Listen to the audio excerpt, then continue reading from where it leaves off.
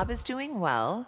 He's alive. The conspiracies run wild. One of the main ones is that he lives with me. He's in our shadows and we don't want to have him around us. He's not some miserable person that lives under a bridge. He's not like a Gruffalo. Like, we're totally fine. For years, the Kardashians turned almost every part of their lives into television. Weddings, breakups, family fights, business moves, and private drama all played out in front of millions. Is Bob here? Bobby! Hey! Was Rob filming? Hi, I'm so happy you're here. But somehow, one Kardashian managed to almost completely disappear from that machine. And when Rob Kardashian finally showed his face again, it only reminded people just how long he had been gone. On the 22nd of October, 2025, Rob walked into the Hidden Hills house where Keeping Up with the Kardashians had been filmed for 14 years. Rob and I were very similar in a lot of ways. He's super sweet, the funniest person I know. I love having him around. This is just part of that, like, kind of positive reset button. The home was about to be sold, and the family gathered there for one final dinner before Kris Jenner handed over the keys. Rob appeared on screen for only a few seconds, but the internet immediately started talking. Then Khloe looked into the camera and said, "Rob is doing well. He's alive. The conspiracies run wild. He's not a miserable person who lives under a bridge." Think about how wild that sounds. His own sister was publicly confirming that he was alive because his disappearance from the spotlight had become that noticeable. And this wasn't always Rob's story. The last major controversy people remember from 2017 ended with him being banned from Instagram. But years earlier, there was a point when Rob was beating Kim at her own game on live television. So how did the only Kardashian brother go from being right in the middle of America's most famous reality family to becoming its biggest mystery? I mean, socks is something that I feel like just isn't really like captured. I feel like it's just a market there's so much room for improvement. And so, Go back to 2011, because this is where the story people think they know about Rob Kardashian starts falling apart. Long before he became known as the Kardashian who disappeared, Rob was standing in front of millions of viewers every week, proving he could hold attention without copying his sisters or chasing their exact formula. That year, Rob competed on season 13 of Dancing with the Stars with Cheryl Burke and finished runner-up in second place. And here's the detail people forget: that beat Kim's placement on season 7. Rob had officially outperformed his superstar sister on national television, and audiences actually connected with him. Funny, self-aware, warm. Viewers called him the most normal person in the family. Then came 2012. Rob launched Arthur George, a luxury sock line selling pairs for around $30, with the name coming from his own middle name and his late father's. Neiman Marcus picked it up. This wasn't just another storyline cooked up for television. It was a real product sitting inside real retail stores, created by the same sibling who was repeatedly portrayed on the show as unmotivated. they all kind of put this cloud on me like I'm a loser. Before the weight struggles, before Black China, before the scandals that would eventually dominate his name, Rob had outplaced Kim on prime time and built a retail brand from scratch. The loser narrative wasn't always an accurate description of Rob Kardashian. It became a role the show and his family's comments increasingly pushed onto him, long before the public knew where his story was heading. And that label didn't appear out of nowhere. Around the same period, Rob was dealing with something much more personal: the loss of his father and the pressure of trying to figure out who he was inside a family where almost everything became content for television. Rob got a tribute tattoo for his father, whose name he shares. During the same year he graduated from the school his father attended, he was grieving openly in one of the ways he knew how.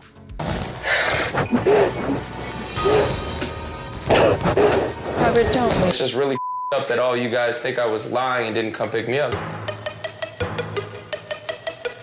You all suck. If you needed a ride, I would have been there to give you a ride. But you're I called you and told you guys. So get out of here. twisting the truth. But on camera, his family's reaction came across as harsh. They said he had damaged his body, while Khloe repeatedly criticized the decision as foolish. Kris Jenner responded with an exaggerated gesture.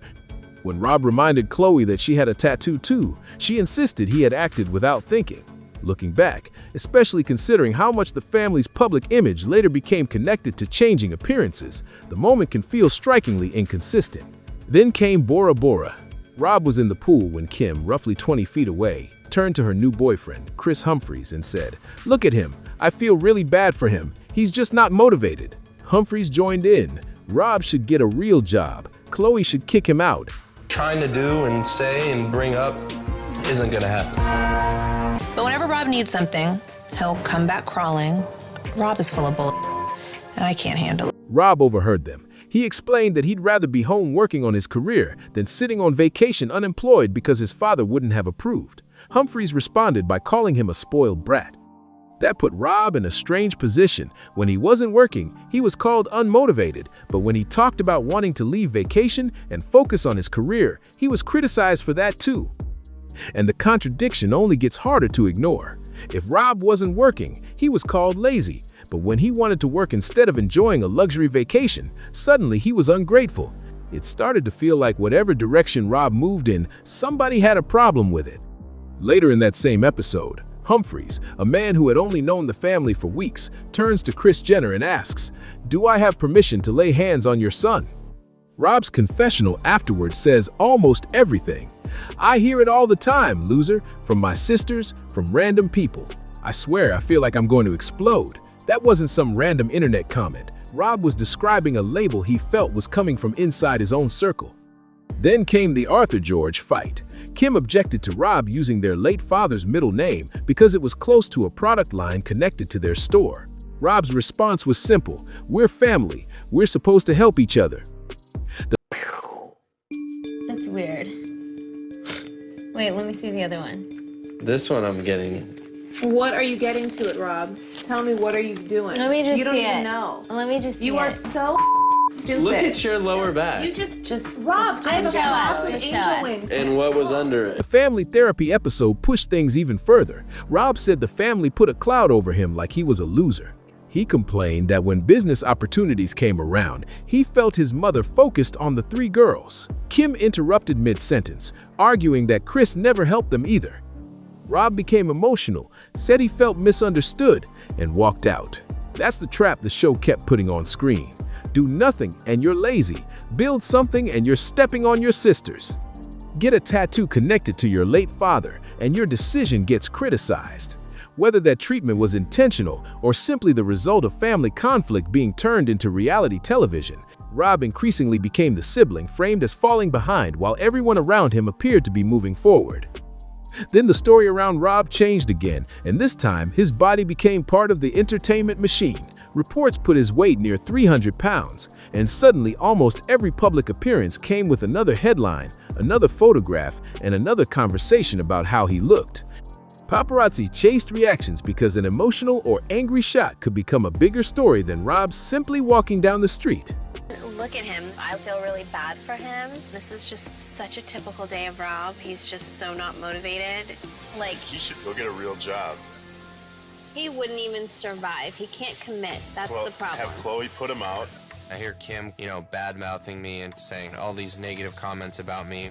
The questions followed him everywhere. Kardashian. Rob stepped back from the spotlight several years ago. Where was Rob at the Kravis Italian wedding? He definitely is more low-key than all of us. Meanwhile, tabloids claimed Kris had allegedly told him to lose weight before Kim's wedding, and even suggested his appearance was costing the family business opportunities because brands wouldn't want someone his size representing their products.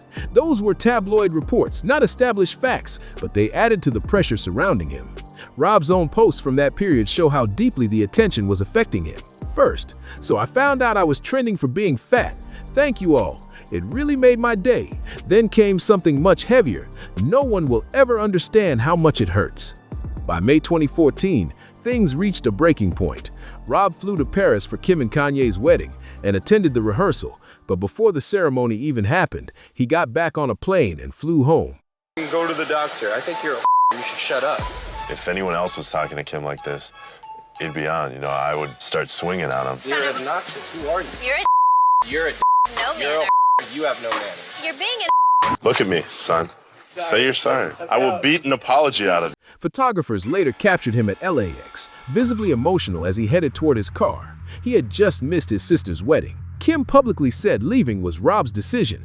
Fans have spent years speculating about whether something else happened behind the scenes, but there's no need to invent an explanation nobody can prove. Rob was already struggling with intense attention around his appearance, and he was facing one of the most photographed celebrity weddings in the world. By March 2015, the tension wasn't even subtle anymore. Rob posted an image from Gone Girl with a caption comparing the character to Kim, then deleted it. On the next season, Kim told Kris she needed to cut Rob off, calling him pathetic and arguing that everyone in the family gave him whatever he wanted. By this point, Rob wasn't simply disappearing from cameras. His relationship with the family looked increasingly strained in public. Then his health became much more serious. By late 2015, Rob had been diagnosed with type 2 diabetes.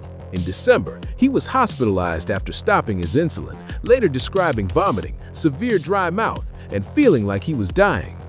Doctors reportedly warned him that his lifestyle needed to change or his condition could become worse.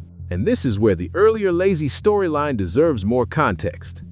Lack of motivation, withdrawing from social situations, changes in weight, and avoiding being seen can occur with depression, although those signs alone cannot diagnose someone.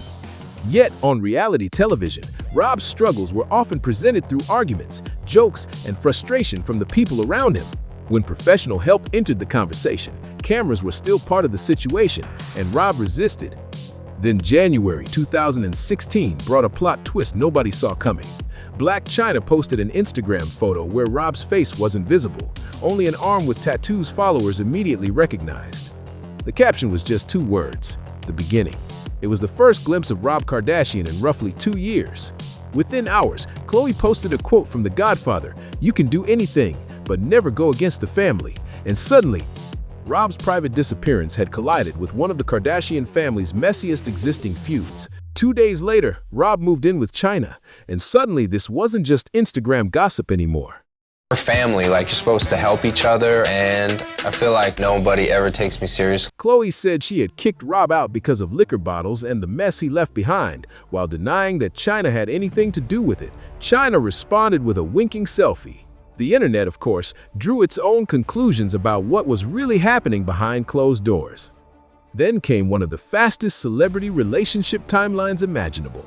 By April, Rob and Chyna were engaged, with Chyna wearing a 7-carat ring reportedly worth around $325,000.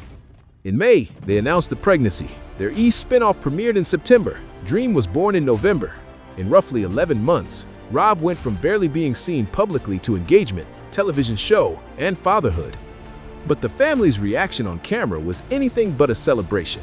When the engagement came up, the response was, "Why would we congratulate him?"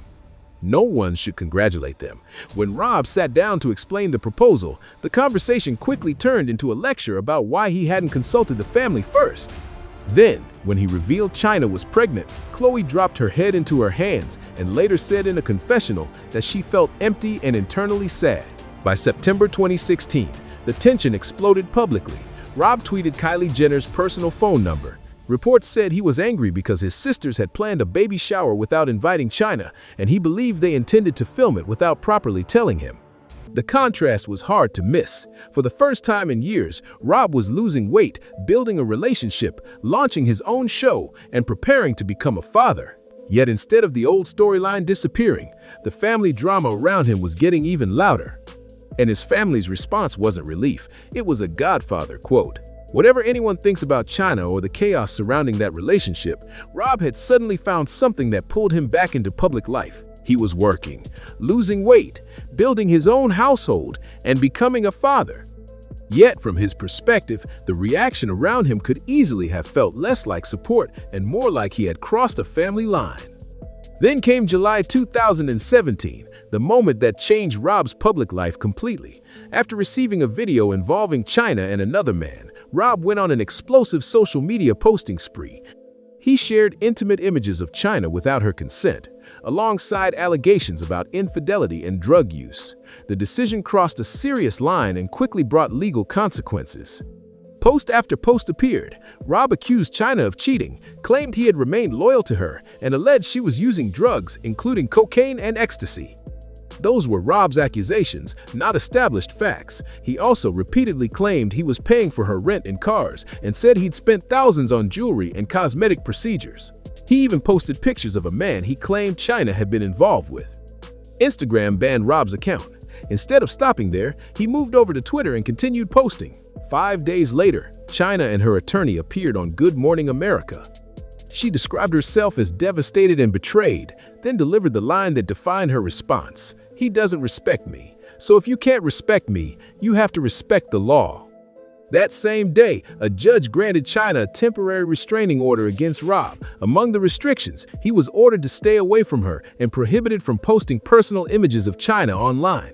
The family drama that had spent years playing out as reality TV entertainment had now moved into a courtroom. That became the last major public act people associated with Rob Kardashian for years, and there's no reason to soften what happened. Sharing intimate images without someone's consent was indefensible, and California law treats that conduct seriously for good reason. The consequences weren't the tragedy, consequences were warranted. The darker irony is what happened after years of Rob living inside a family whose conflicts were constantly turned into public content. Arguments, breakups, insults, betrayals, and private problems regularly became television or social media material. By 2017, Rob responded to his own pain in the ugliest possible version of that same public-first pattern: put everything online before somebody else controls the story. Except this time, another person's privacy was violated, and the fallout moved beyond reality television and into the legal system. Then, on the 2nd of May 2022, another chapter reached a verdict. China's $100 million defamation and interference lawsuit against Kris, Kim, Khloe, and Kylie ended with the jury awarding her no damages. On paper, that was a major victory for the Kardashian-Jenner family. But the details were more complicated than the headline. Jurors found that some Kardashian-Jenner defendants had acted in bad faith in certain communications with producers and executives concerning Rob and China. However, the jury concluded that the conduct did not have a substantial enough effect on China's contract or the fate of the show to justify damages. Kim's situation was also distinct. The judge separately dismissed the defamation claim against her, finding insufficient evidence that Kim herself had made a defamatory statement. So, while China walked away without the $100 million she sought, the courtroom testimony exposed just how deep the behind-the-scenes fight over Rob and China had become. Even after losing the case, China's attorneys said they felt vindicated by parts of the jury's findings. But the courtroom also dragged some disturbing allegations from Rob and China's relationship back into public view. Rob testified about a December 2016 fight, telling the court she strangled him and put a gun to his head twice. China disputed the threatening interpretation, testifying that she was being silly and that the gun incident was a joke. Then came another legal showdown. In June 2022, China's separate claim against Rob over the intimate images he posted in 2017 was settled just hours before trial, with potential jurors already waiting to be seated. The settlement terms were never publicly disclosed. But Rob's earlier court filings showed how dramatically his finances had changed. In 2018, he reported roughly $300,000 in debt. He sold his house and moved back in with his mother. Then came perhaps the most symbolic business move of all. Rob sold 50% of Arthur George, the company carrying his and his late father's middle name, to Kris Jenner in exchange for financial support that could help keep the business operating. Kris confirmed the arrangement in her own declaration. She said she put money into the company, purchased inventory, helped establish distribution, and acquired half of the business in return. At the same time, Rob was paying $20,000 per month in child support and asking the court to reduce that amount. His argument laid out a brutal chain reaction. The restraining order limited his social media presence, which he said hurt his promotional power, endorsements, and ultimately Arthur George. The brand he'd once built as proof he could succeed was now partially owned by the same mother he'd once complained wasn't prioritizing his business.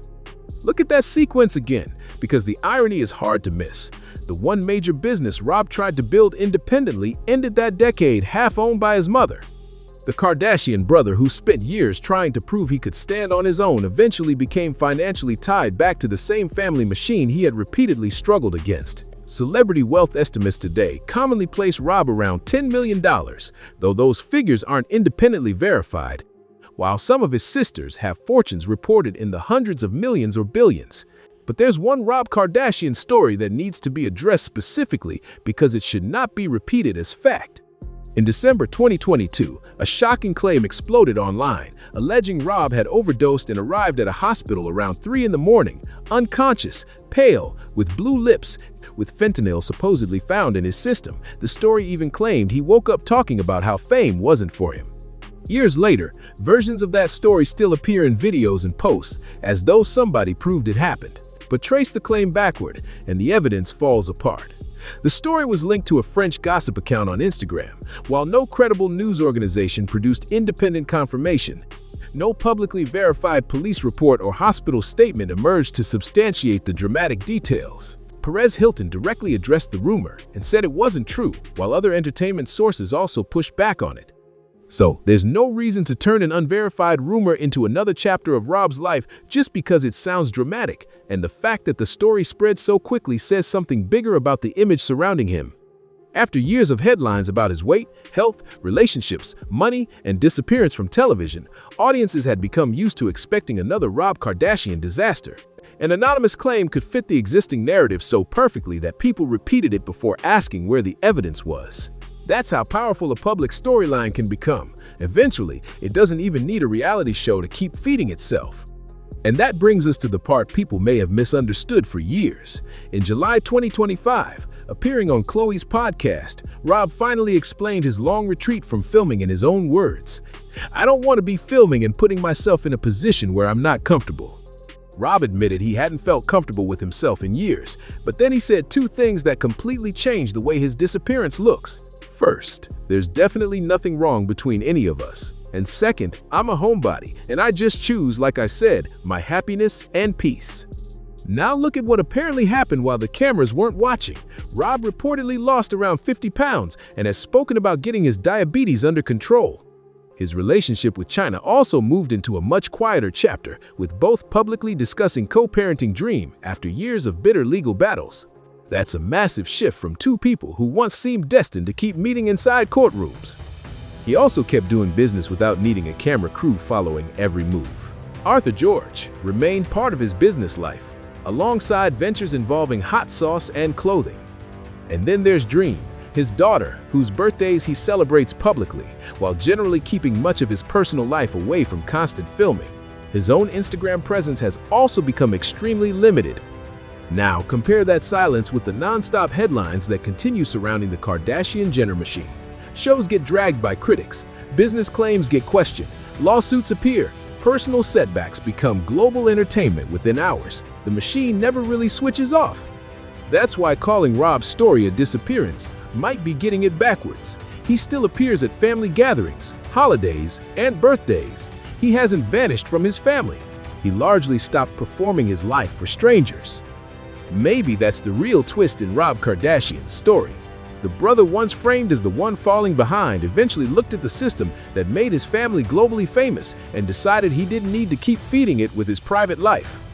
Whether that makes him a success is up to the viewer, but it certainly complicates the old loser storyline. So go back to that final dinner inside the nearly empty Hidden Hills house, because now those few seconds of Rob walking through the door look completely different. And that's where we end up, back inside that Hidden Hills house one last time.